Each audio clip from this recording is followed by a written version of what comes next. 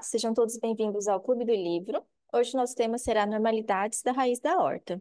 Eu sou Letícia Nakamura Kubata, R1 em Cardiologia Pediátrica da Cardioped Brasil, e essa apresentação faz parte do programa de residência médica da Cardiologia Pediátrica Centro do Coração da Criança. O tema de hoje foi baseado no capítulo 34 do livro de Mosen Adams, Heart Disease, que é a nossa bibliografia base. Bom, então hoje vamos falar um pouquinho sobre as anormalidades da raiz da aorta. De uma maneira geral, a parede da aorta torácica, ela não funciona apenas como um tubo simples, mas sim como uma estrutura altamente sofisticada, com características intrínsecas próprias e capaz de ser responsiva às mudanças hemodinâmicas locais.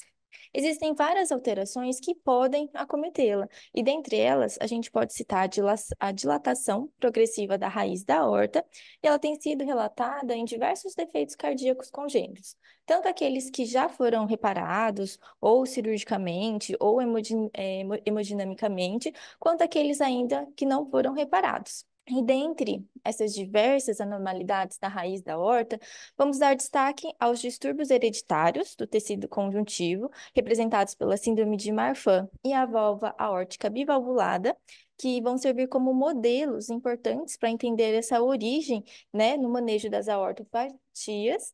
E também iremos conhecer sobre as anomalias da parede da aorta, que estão presentes numa variedade mais ampla de defeitos cardíacos congênitos, que a gente pode incluir tanto a coarctação de aorta, a tetralogia de Fallot e a transposição de grandes artérias.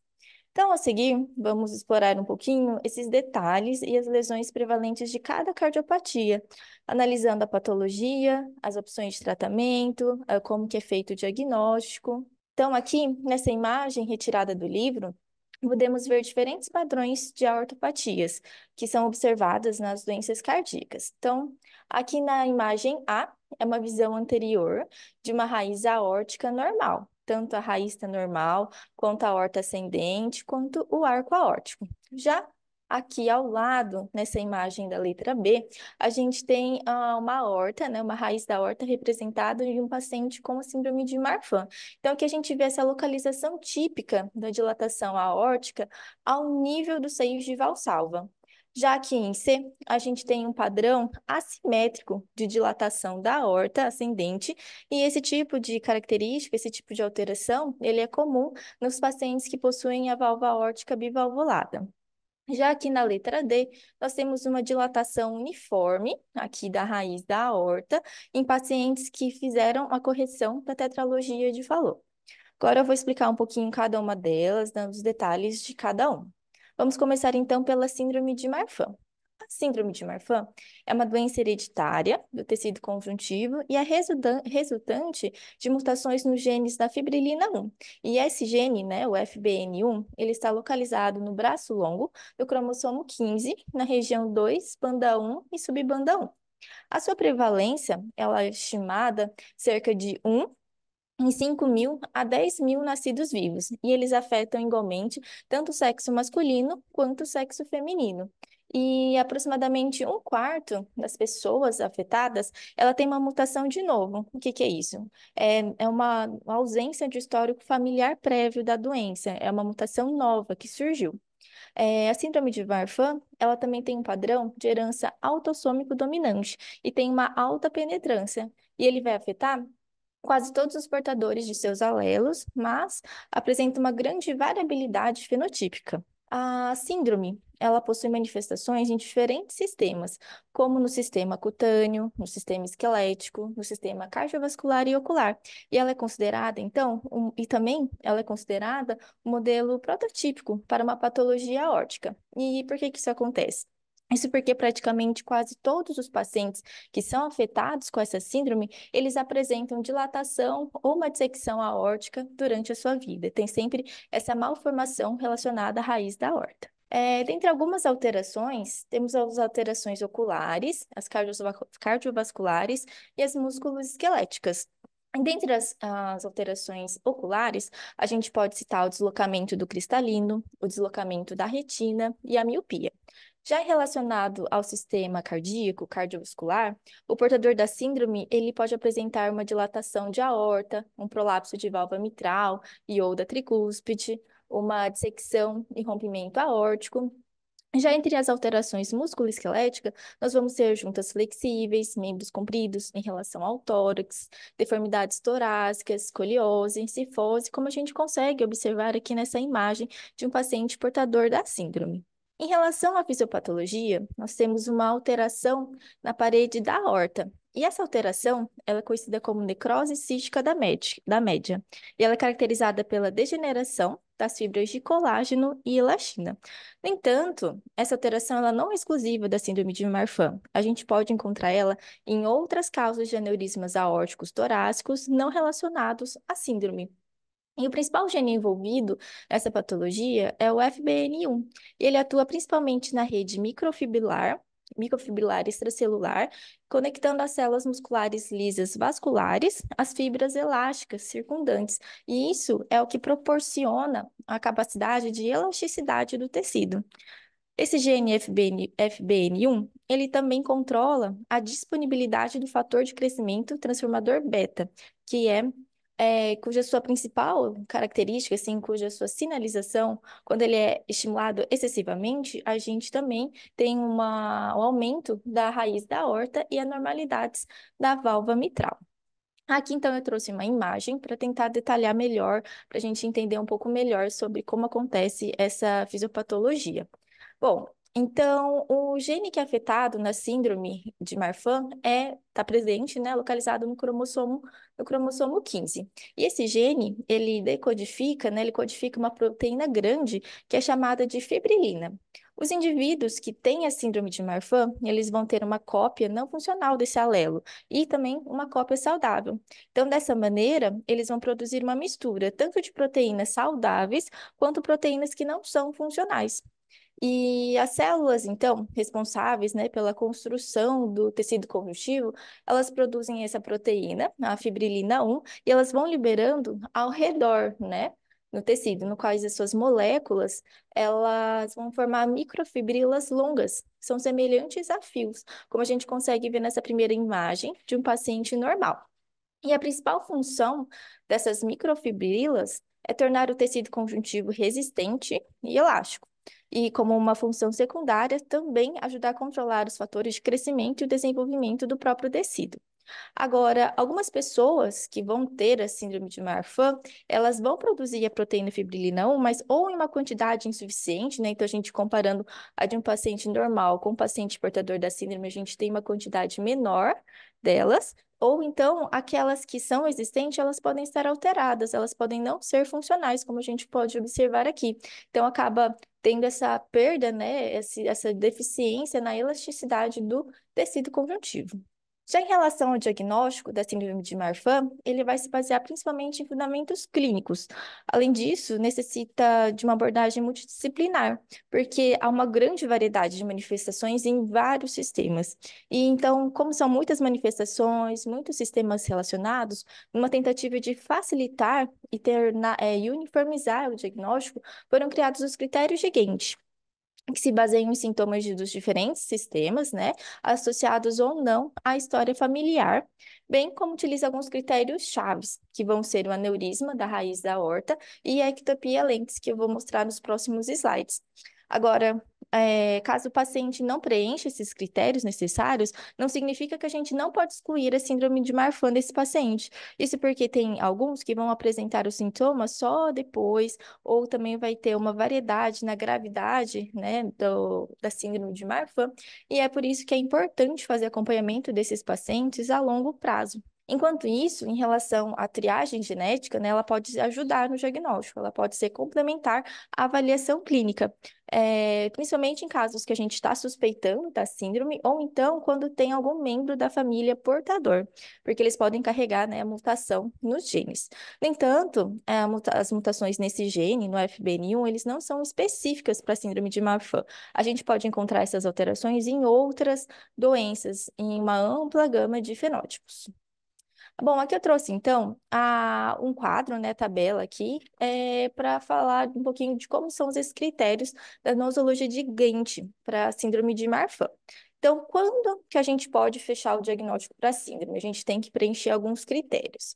Então, se a gente não tem uma história familiar na família, uma história negativa, a gente tem que ter alteração da raiz da aorta, né? Ela precisa ser dilatada num score maior ou igual a 2. E aí ela tem que estar associada com mais um outro achado, uma outra alteração, que são aqueles chaves que eu falei. Então, ou vai ter a dilatação da raiz da aorta com uma ectopia lentes, que é o deslocamento aqui da lente do cristalino, ou a dilatação com a mutação do gene do FBN1, ou associada a um score sistêmico maior que 7 pontos. Esse score sistêmico eu vou mostrar no próprio slides, que ele coloca alguns sintomas para a gente levar em consideração. Ou então, se não tiver essa dilatação da raiz, né, maior que 2, maior ou igual a 2 no Z-score, pode ser que a pessoa tenha a ectopia lentes e a mutação do gene com uma patologia aórtica conhecida. Já em relação à história, quando a pessoa, né, o paciente que a gente está suspeitando, tem uma história familiar positiva, aí basta ter um desses sintomas, ou a ectopia lentes, ou score sistêmico maior, uma pontuação maior ou igual a 7, ou a dilatação da raiz aórtica, né, maior ou igual a 2 no Z-score. Então, aqui a gente consegue observar, né, a diferença de uma aorta normal e aqui com uma aorta bastante dilatada. Aqui são, então, os critérios clínicos, né, os scores sistêmicos na pontuação que a gente analisa no slide anterior. Então, aqui, de acordo com cada sintoma, vai ter uma pontuação diferente. Aqui, nesse exemplo, né, que eu retirei, ele tem até o exemplo de um paciente fazendo a somatória de quais critérios ele preenche para dar um valor total. Quando é maior ou igual a 7, e somado a outros critérios, a gente já consegue fazer um diagnóstico. Então, aqui, citando, assim, alguns exemplos, a gente tem, por exemplo, aqui na imagem 1, a gente tem o sinal do polegar, que ele é considerado positivo quando toda essa falange distal do polegar, do zido, ele vai se estender além da borda ulnar da palma da mão, com ou sem a ajuda do paciente, o examinador, para alcançar esse resultado. E isso reflete o quê? Ele reflete uma laxidez longitudinal da mão quando um polegar longo, além, né, de um polegar longo. E aqui nessa outra imagem, a gente vê o sinal do pulso, que ele é positivo quando a ponta do polegar ele cobre toda a unha do quinto dedo ao envolver o pulso contralateral. E aqui também a gente vê uma das outras características, que é o pecto escavato, que, por exemplo, se o paciente tivesse a característica presente, ele já conseguiria somar um ponto. Ou aqui em relação aos sinais, pode ser de 3, se os dois estiverem presentes, ou se um ou outro, a gente somaria um. Já em relação aos problemas cardíacos, né, que é o nosso foco para a gente na síndrome de Marfan, a gente tem então uma delas que é a dilatação aórtica. Geralmente, essa dilatação ela vai ocorrer a nível dos seios de Valsalva. E ele pode se estender até a junção sinotubular e a aorta ascendente proximal. E quanto à idade que costuma surgir, a gente tem que aproximadamente 35% dos pacientes com a síndrome de Marfan, eles vão desenvolver essa dilatação da raiz aórtica até os 5 anos de idade. Já uma porcentagem maior, cerca de 68% dos pacientes, eles vão desenvolver até os 19 anos. E um outro fator importante que a gente tem que tentar é o fato dessa dilatação ela ser progressiva. Ou seja, a gente não tem exatamente uma taxa exata. A taxa ela é imprevisível, só que podendo variar até no próprio indivíduo. Então, a gente precisa ter um acompanhamento do paciente para a gente avaliar se está havendo maior dilatação, como que ele está evoluindo. Aqui, então, no desenho, a gente tem uma imagem, né, de uma tomografia mostrando um corte, né, mostrando a raiz da aorta dilatada ao nível dos seios de Valsalva. E essa imagem eu retirei do UpToDate. Em relação aos problemas cardíacos, né, na síndrome de Marfan, a gente também tem a dissecção ou a ruptura da aorta. A incidência estimada nos casos da dissecção é cerca de 4,3 na infância, com um aumento de aproximadamente 20% na adolescência, que coincide quando a gente tem os estirões de crescimento. Então, aqui na imagem do lado, nós temos um corte de tomografia computadorizada, e a gente consegue observar aqui, apontado pela seta, a gente consegue ver a dissecção da aorta descendente, com um falso lumen contrastado, né, aqui em branco, a gente observado aqui onde a seta está apontando, e um lumen verdadeiro que não está apagado com contraste, circundado por um trombo circundante. Outra patologia, né, outra cardiopatia associada à síndrome de Marfan é a insuficiência aórtica. O paciente ele pode desenvolver ela em 15 a 44%, geralmente durante a infância e adolescente, e ela tem sido fortemente associada a eventos cardiovasculares agudos. Então, aqui nessa imagem que retirei da Cardio Papers, a gente tem um corte parasternal enxulogo, no qual nós conseguimos observar esse jato da insuficiência aórtica, né, com o sangue voltando para o ventrículo esquerdo. Em relação ao tratamento, então aqui a gente tem algumas considerações para se fazer. Apesar do tratamento, né, a longo prazo, ainda a gente pode acontecer complicações cardiovasculares importantes. Por mais que a gente esteja ali observando, fazendo exames, fazendo os tratamentos medicamentosos, ele não vai estagnar, ainda pode ir evoluindo. A terapia farmacológica que a gente pode utilizar para adiar um tratamento cirúrgico dessas crianças afetadas, né? E tanto os tratamentos médicos clínicos, né, os tratamentos clínicos quanto os cirúrgicos, eles aumentaram substancialmente a expectativa de vida na síndrome de Marfan. Ele conseguiu, até nessa nova atualidade, a gente conseguiu postergar a sobrevida para até 70 anos de idade, bem diferente de como acontecia lá na década de 1970, no qual a expectativa era de 40 anos. Em relação ao tratamento conservador, né? Então, a gente tem o clínico, né? O conservador e também o cirúrgico. Às vezes é necessário os dois, tá? A gente começa com o tratamento clínico, né? E depois pode ser que o paciente precise de um tratamento, uma abordagem cirúrgica. Então, o tratamento conservador, ele consiste basicamente no uso de beta-bloqueadores e a restrição de exercícios físicos. E isso visa reduzir, né, o estresse arterial na síndrome de Marfan. Os beta-bloqueadores, eles podem ser iniciados no momento do diagnóstico ou na presença de uma dilatação aórtica significativa, e a sua dosagem, ela deve ser monitorada de perto, principalmente durante a fase do crescimento acelerado. Se caso esse beta-bloqueador ele não foi bem tolerado, ele pode ser substituído por um bloqueador dos canais de cálcio. Além disso, outra medicação que a gente também pode usar são os bloqueadores dos receptores de angiotensina 2, que em certos estudos ele se mostrou capaz de conseguir diminuir a taxa dessa dilatação progressiva da raiz da aorta. Já em outros estudos, que não houve essa diferença significativa na taxa de dilatação quando foi comparado a losartana, que é uma medicação da classe desses bloqueadores de angiotensina 2, e comparados ao atenolol, que é um tipo de beta-bloqueador. Já sobre o tratamento cirúrgico, a cirurgia que é realizada, né, que pode ser realizada no caso de um aneurisma da raiz da aorta, tem sido mostrado seguro, tem apresentado bons resultados a longo prazo, e a gente tem aqui algumas considerações. Quando a válvula aórtica ela é afetada, a gente pode realizar uma substituição dela também. A gente vai trocar a válvula e essa parte da aorta ascendente. Já em casos que a gente não tem uma doença significativa da válvula, ela pode ser preservada. E aí a gente pode reimplantar, né, a outra parte da aorta, como a gente consegue mostrar aqui nessa imagem ao lado de uma cirurgia representada que estava presente no livro do MUS. Ainda falando do tratamento cirúrgico, a gente tem algumas considerações, algumas recomendações de quando a gente realiza as cirurgias, né? Então, até agora a gente não teve um consenso exato, principalmente na faixa etária pediátrica, de quando é o melhor momento para a gente intervir. Mas comparando, assim, pegando em alguns protocolos dos adultos, a gente acaba tendo algumas considerações, como por exemplo, a maioria dos centros, eles aconselham fazer essa cirurgia profilática, né, usando o critério de diâmetro da aorta de aproximadamente 50 milímetros, ou quando o paciente apresenta um crescimento aórtico acelerado, mais que 10 milímetros por ano. Ou ainda, se o paciente começa a desenvolver uma insuficiência aórtica importante, ou quando o paciente também precisa mexer na válvula mitral. Então, aproveita o procedimento, né, e já faz a abordagem concomitante. Ainda sobre o tratamento cirúrgico, a gente tem um outro chamado suporte aórtico externo personalizado.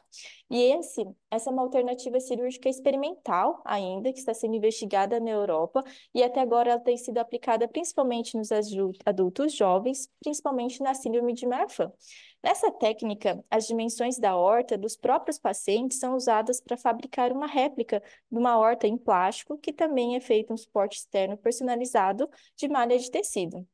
Então, é feito algo personalizado de acordo com as medidas, com as características da horta, da válvula de cada paciente.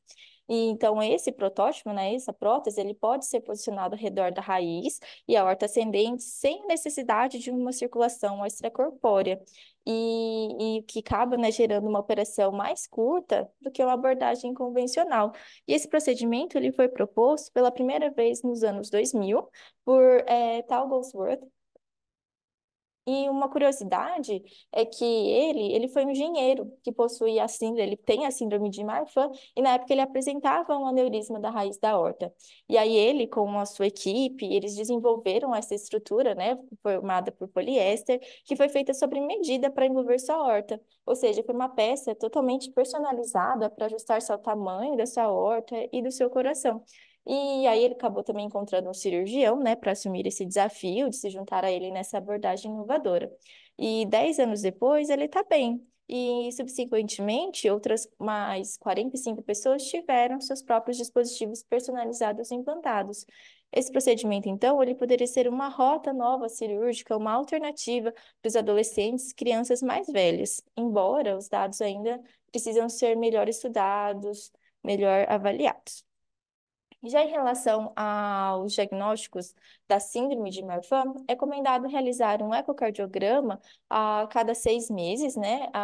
Especialmente durante a fase de crescimento acelerado, para a gente ver o quanto está se dilatando, como que está se comportando essa progressão. Já as crianças que não atendem aos critérios diagnósticos completos da doença, elas devem ser avaliadas a pelo menos cada 5 anos até atingirem a idade adulta. Em relação ao ecocardiograma, é importante, por meio dele, fazer a medição ao nível do seio de Valsalva, né, que é a região mais afetada, e também indexar esses valores conforme cada idade e a superfície corporal do paciente. Aqui ao lado, então, a gente tem uma imagem ecocardiográfica, é, mostrando aqui a dilatação ao nível da raiz da aorta de um paciente portador da síndrome de Marfan. E essa imagem foi tirada do UpToDate. Agora, se as janelas, né, ecocardiogrâmicas, ecocardiogramas não forem boas, a gente pode contar com a ajuda da ressonância magnética ou da tomografia computadorizada. É importante destacar que essas modalidades, ambas as modalidades, elas medem um diâmetro externo, que ele é de 0,2 a 0,4 centímetros, maior em comparação ao diâmetro interno medido pela ecocardiografia. Então, a gente tem que atentar para essa diferença de valores, caso fôssemos fazer uma comparação com exames diferentes. Aqui ao lado, então, temos uma imagem retirada do livro de uma ressonância magnética mostrando a comparação de como que é a dilatação em cada patologia. Então, no caso da síndrome de Marfan, aqui em A gente tem a dilatação presente na raiz da aorta. Essas outras eu vou mostrar a seguir nas próximas patologias. Bom, então agora, depois de falar sobre a síndrome de Marfan, a gente vai falar um pouquinho sobre a válvula aórtica bivalvulada. A válvula aórtica bivalvulada, ela é uma malformação cardíaca é uma formação cardíaca congênita mais comum e ela tem uma prevalência de 0,5% a 2%. A doença é uma condição hereditária e os estudos demonstram uma prevalência de aproximadamente 9% em pacientes, em parentes de primeiro grau dos indivíduos afetados. E, em alguns casos, o padrão da herança é autossômico dominante, com uma penetração variável e possui uma proporção entre homem e mulher de 3:1. E pacientes com a válvula aórtica bivalvulada, eles estão mais predispostos a várias outras complicações, incluindo a disfunção valvar e a endocardite infecciosa.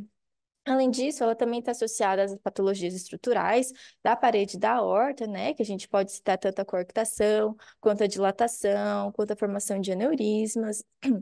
E apesar da menor incidência da dissecção aórtica em comparação com os pacientes anteriores, né, os pacientes portadores da síndrome de Marfan, a doença da válvula aórtica bivalvulada, ela é responsável por um maior número de secções por causa da sua maior prevalência.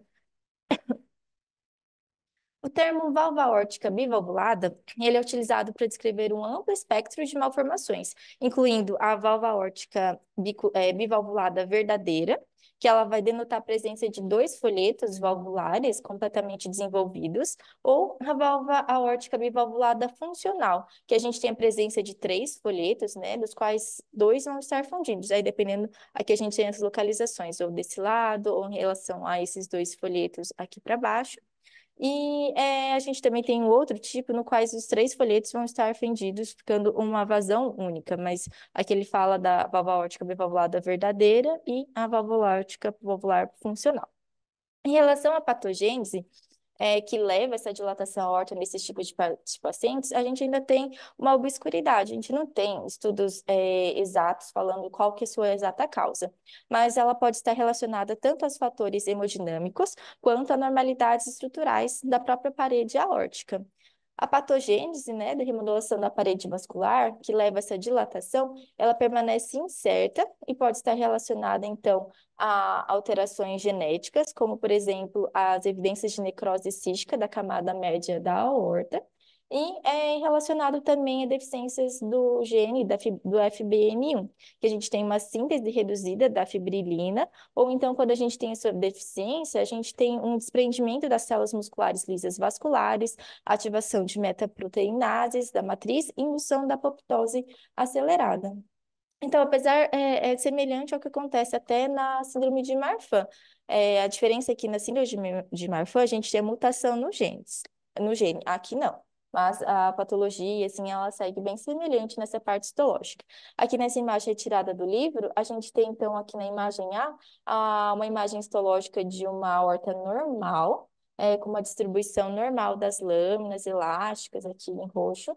E aqui na imagem B, a gente tem uma degeneração grave da camada média, né, da parede média, mostrando fragmentação das fibras elásticas e o acúmulo da substância fundamental basofílica, aqui em rosa.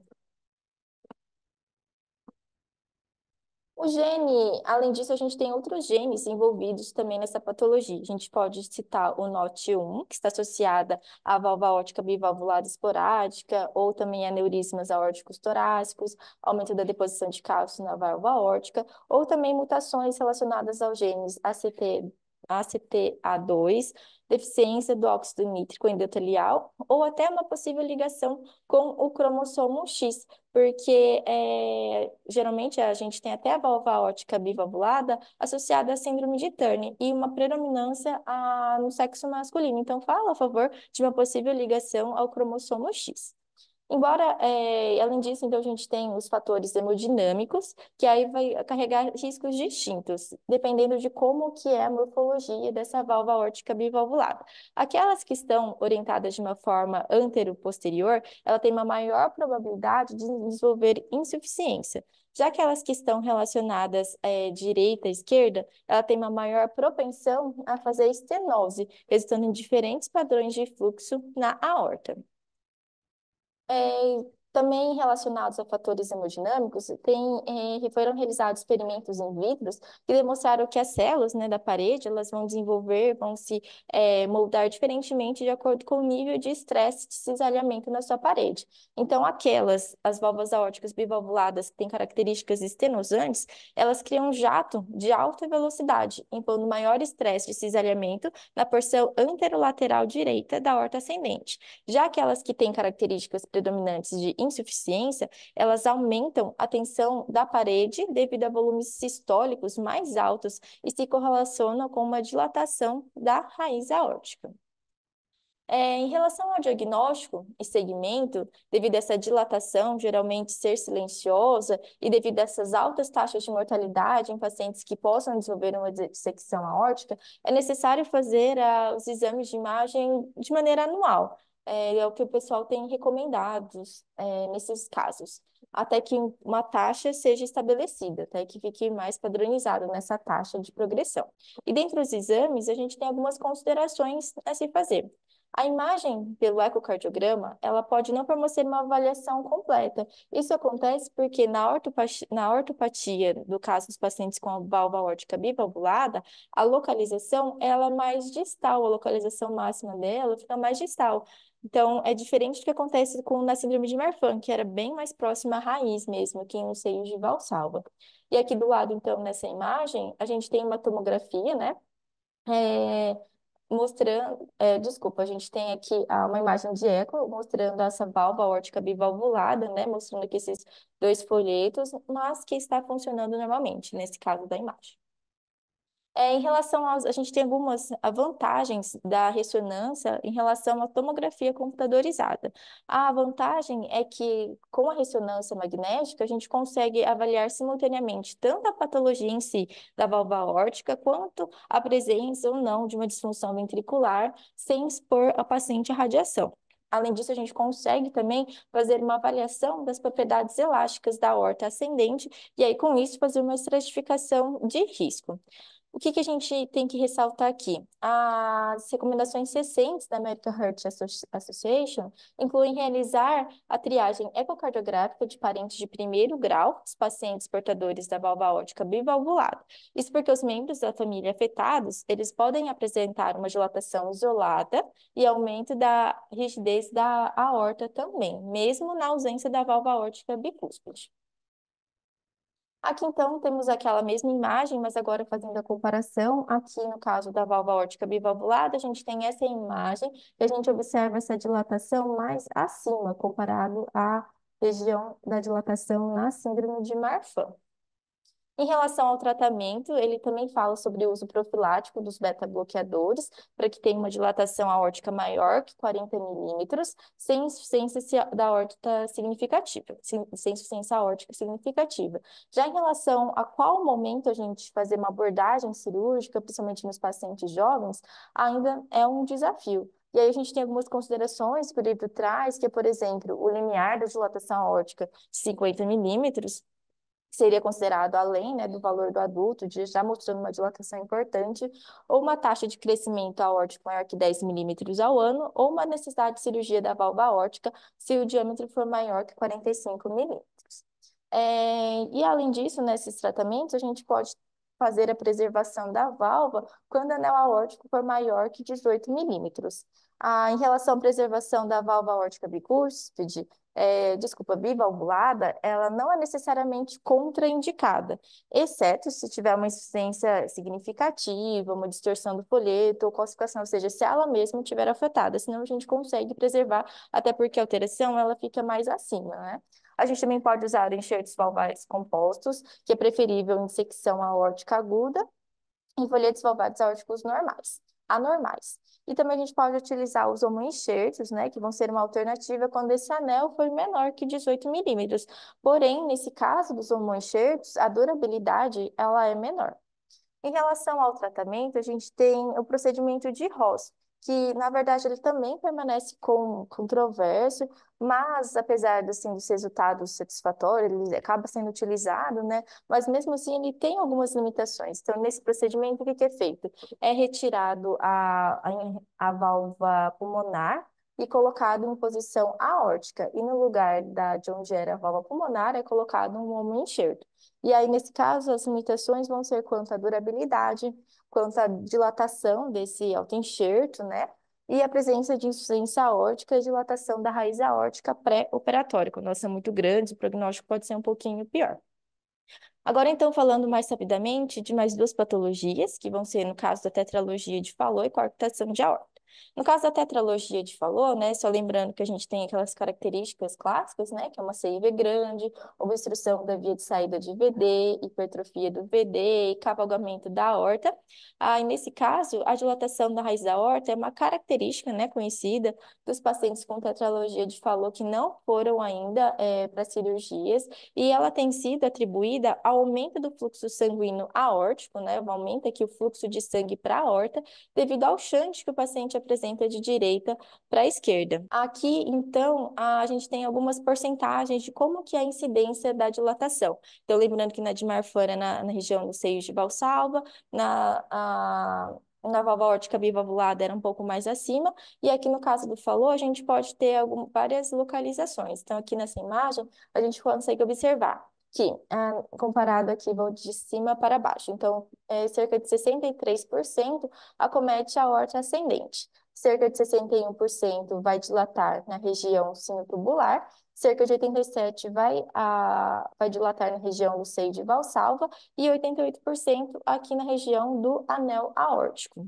E os fatores para essa dilatação aórtica progressiva, nessa tetralogia de Fallot, já, por exemplo, que ela já foi feita a correção, são os fatores seguir o sexo masculino, o intervalo de tempo mais longo da paliação para reparação, a presença de atresia pulmonar e arco aórtico direito e a rigidez da parede torácica. Então, esses fatores são que vão aumentar o risco de fazer essa dilatação da raiz da aorta depois de ter feito a cirurgia de correção.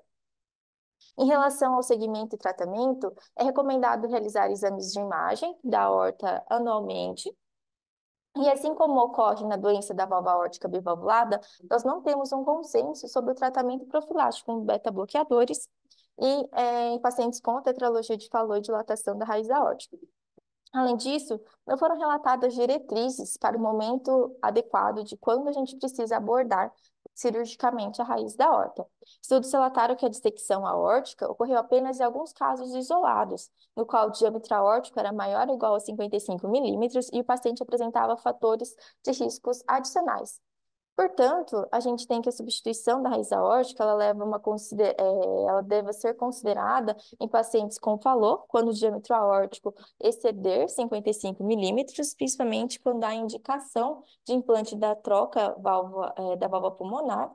E outras indicações podem incluir o desenvolvimento da insuficiência aórtica, com diâmetro da raiz superior a 50 milímetros, semelhante do que a gente tem nos pacientes portadores da síndrome de Marfan.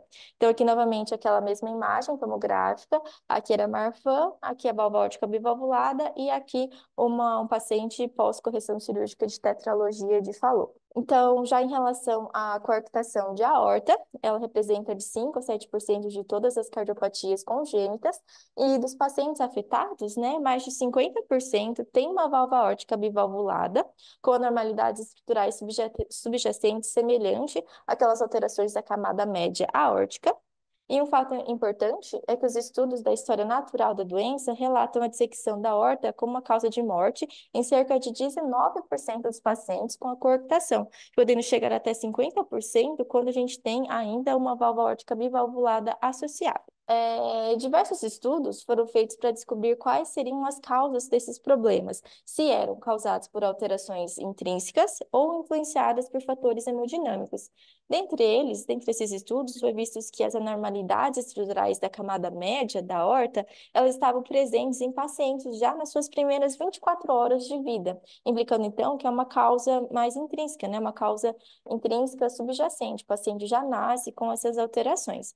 Além disso, as anormalidades na parede média, elas eram idênticas em locais sujeitos tanto a pressões mais elevadas quanto a pressões mais baixas, o que implica que não teve esse fator relacionado à pressão, eliminando esse fator hemodinâmico.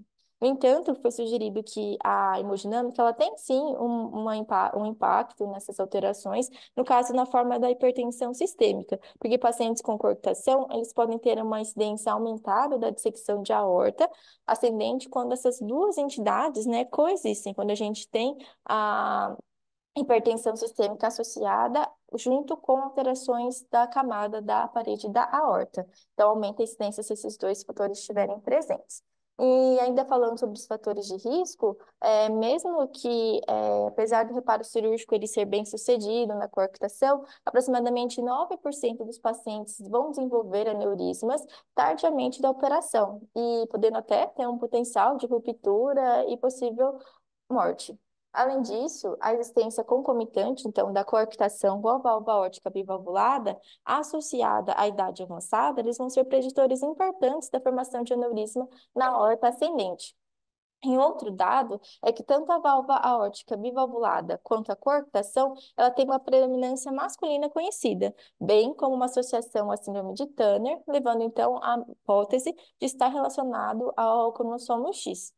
Agora, um fato que a gente precisa ficar atento é que aproximadamente 10% dos pacientes com coarctação e 10% com a válvula aórtica bivalvulada isoladas, elas vão ter também aneurismas intracranianos simultâneos. Isso porque na embriologia, quando tanto as estruturas cardíacas do trato de saída do coração, né, quanto as estruturas do sistema da carda aórtica, e bem como as artérias cérvico-cefálicas também, elas vão ser derivadas das células da crista neural, no qual o subdesenvolvimento pode levar a uma fragilidade vascular. Então, a gente também tem que ficar atento a esse fator.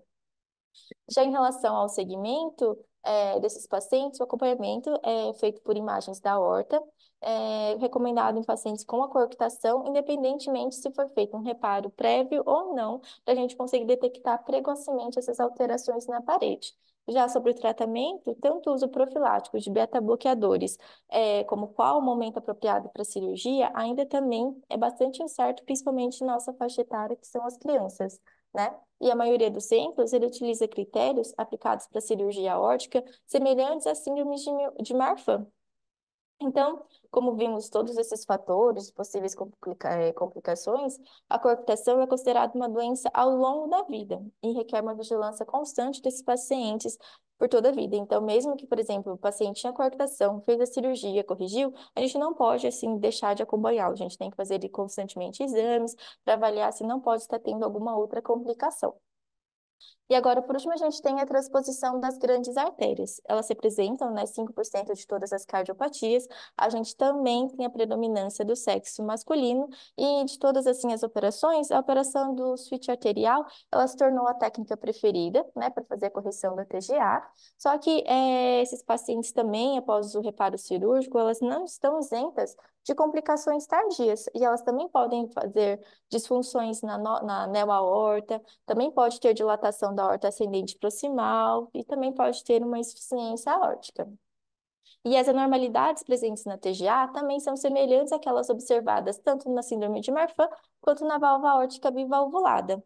E em relação à parte hemodinâmica também, ela também tem um papel causal na dilatação, devido também à angulação de como fica o arco aórtico no caso da TGA.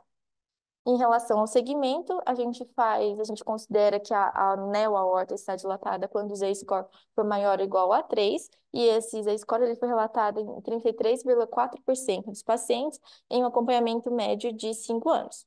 Na maioria desses pacientes, foi observada uma estabilização, né, dessa dilatação, desse Z-score, durante um acompanhamento tardio, sugerindo a ausência de dilatação progressiva. Então, enquanto as outras comorbidades que eu falei anteriormente têm uma dilatação progressiva mais evidente, no caso da TGA, ela foi menor, não teve essa dilatação progressiva igual teve nas outras. E os fatores de risco para a dilatação da neo-aorta são uma bandagem prévia da artéria pulmonar e uma idade mais avançada na operação. Bom, então, para concluir, o livro ele trouxe alguns tópicos aqui importantes. Então, o reconhecimento crescente de complicações aórticas em pacientes com cardiopatias congênitas tem levado a uma mudança significativa em nossa percepção da dilatação aórtica, passando de modelo de dilatação pós-estenótica para o modelo de aortopatia intrínseca coexistente. Então, eles agora acreditam que a aorta mesmo, ela tem o seu problema estrutural.